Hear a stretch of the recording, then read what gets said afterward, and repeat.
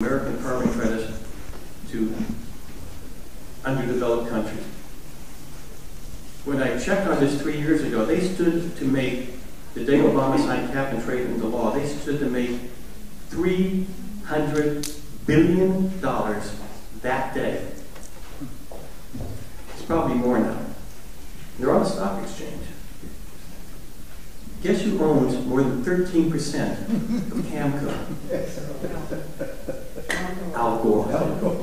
Follow the money. That's all you need to know about the war. Did he say Al Gore? Al Gore. Do we need massive spending cuts to address the debt and the current deficit, or do you think revenue enhancements and economic growth will solve the problem? And as part of that, are there any programs or agencies that you believe should be cut or eliminated?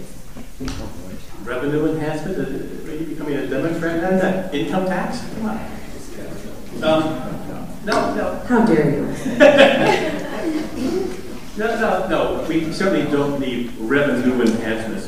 What Theo was saying is not more taxes, but less spending. There are specific things that we can do and we can do right now, right, as soon as we get control of Congress and the President. Personally, the best plan I've seen so far is the Max Penny plan. It's devised by a man named Connie Mack, congressman out of Florida. What he proposes is an 8-year plan. Year one, you freeze the budget as to what it was last year. Now, right now, those of you who understand baseline budgeting, the budget increases by roughly, well, it used to be 3.5%, now it's 7 to 7.5%. They say it's tied to inflation. So that tells you what the real inflation figure is in the country today. But it increases the budget by, right now, around 7%.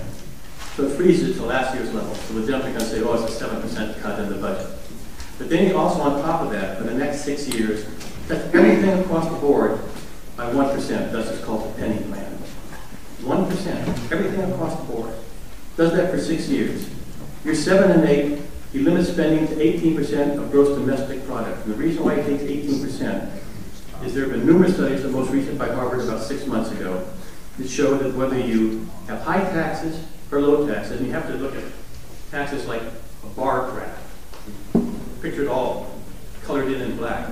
And with high tax, you have this bar in the center. This is your tax rate going here. This is your tax base and number of people paying here. As this one goes up, you have a finite amount of black. This narrows, less people working. As this comes down, this spreads, more people working. The government revenues, whether you have high taxes or low taxes, stay about the same, 19 to 19.5% of gross domestic product.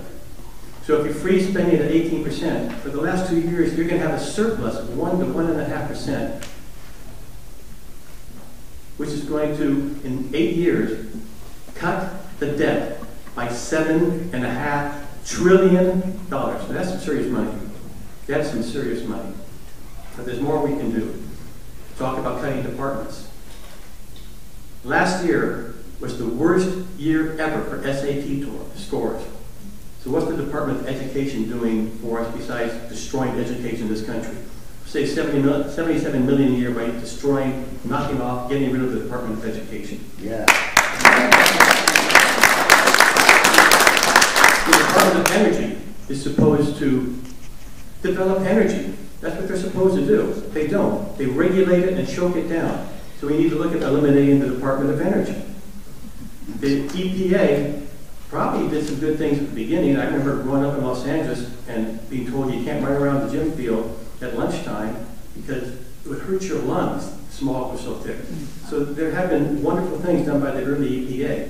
Now they're becoming a restrictive policy. We need to look at cutting back the EPA. So yeah, there's some very specific department cuts we can do. But we can also go through and look at the overload. I mean, we have 60,000 TSA people standing around doing nothing. 3,000 people on the border. There are agencies in this government that we can go through with a comb and get rid of a lot of dead weight.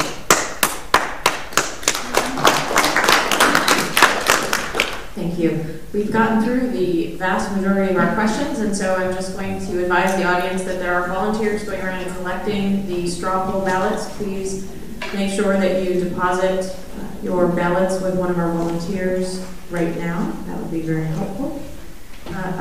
Gee, what do you know? Mr. Mitchum has a strong ballot that he would like to put in the box, please.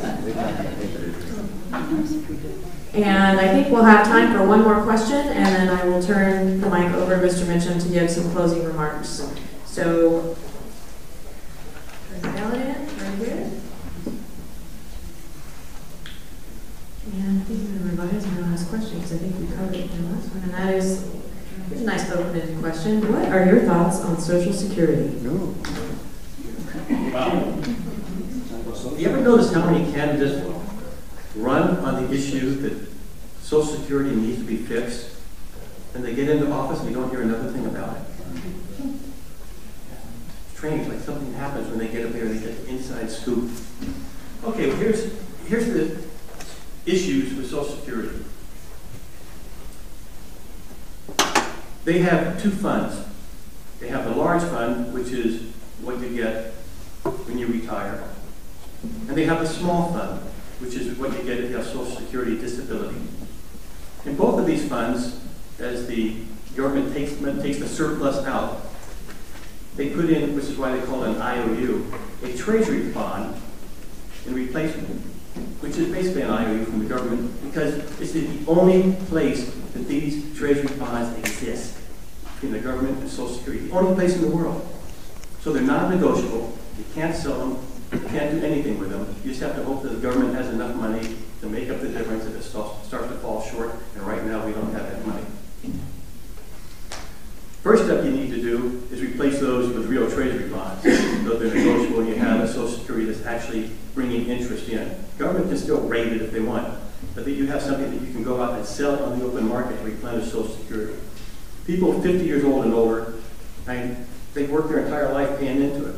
Their Social Security needs to be fully protected and received. Going back to the other end, people just starting out, 18, 20 years old. Roger Hitchcock, on his show about 3 or 4 months ago, told a story on how he talked to his insurance broker. He said, right now, if I took Social Security right now, I'd get about $1,400 a month. He said, what would happen if I went back when I first started working and I bought a whole life insurance plan? The guy ran the numbers on how much he'd put in over the years. He said, right now, if he took retirement, you'd be getting $3,400 a month. Almost 3 times as much.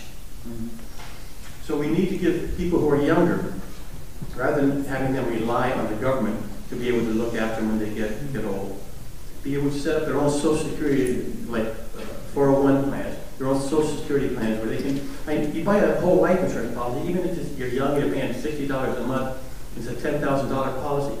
First thing you've done is you've created an estate, right off the bat. Then you build on that.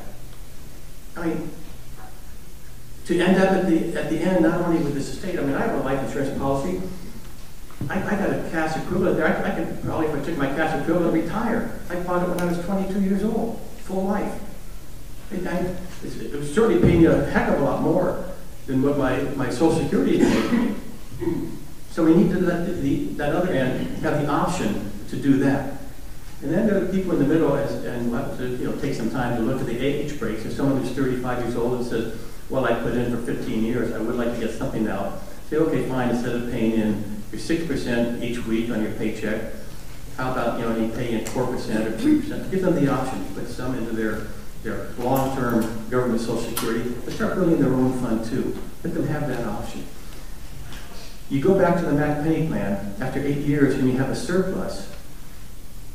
Just by getting our government in line, having a balanced budget amendment, cutting the spending, getting back on top of things financially, with the surplus, we will actually have the money to put back into Social Security and make it safe.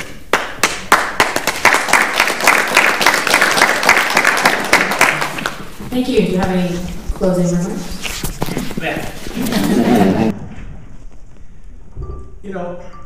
This race between Abel and myself is about the difference between the candidates.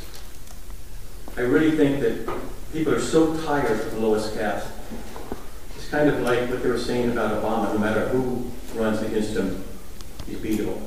And I think that's pretty much the case with the lowest caste. I think people are just tired of it.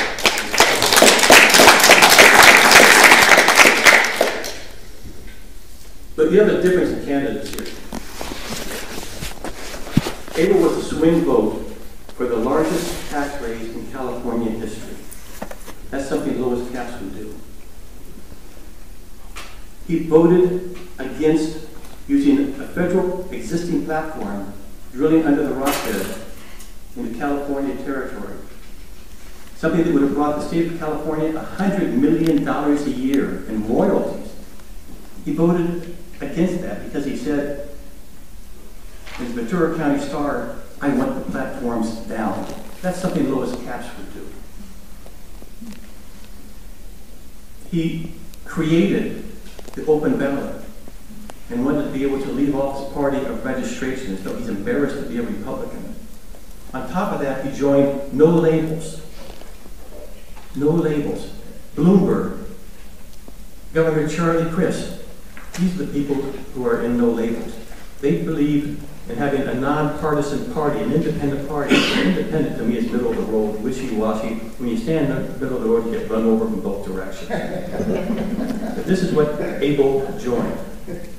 And I would really recommend to him that he run as an independent. Because what this country needs is someone who runs with a belief in our Constitution.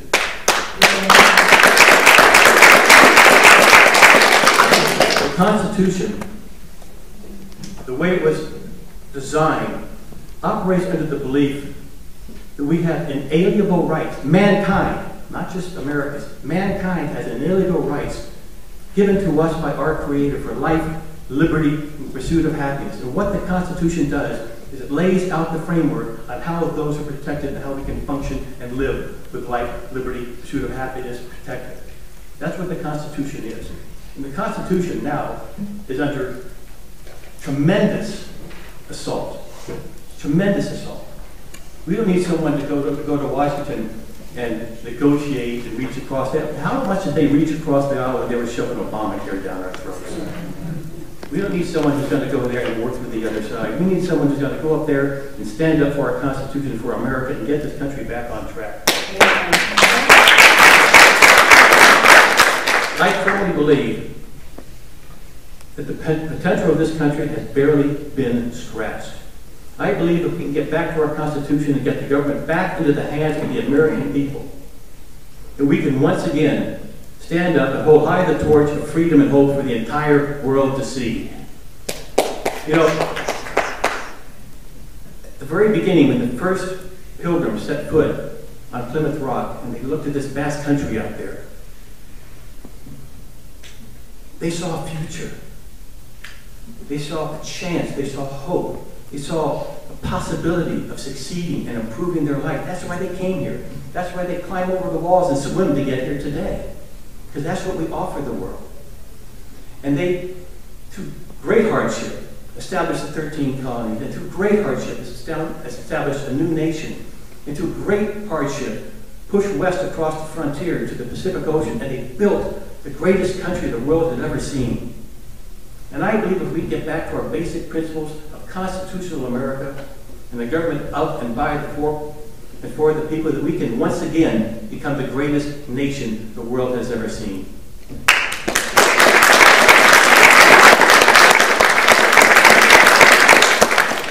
I think most of you probably believe that. Otherwise, you wouldn't be dedicated enough to be sitting here on a Saturday afternoon. I want to go to Washington and fight that fight. I want to go to Washington and fight that fight for you. But I cannot do it unless I have your support. And I ask for your support to send me to Washington so I can fight for you and fight for our country. Thank you. And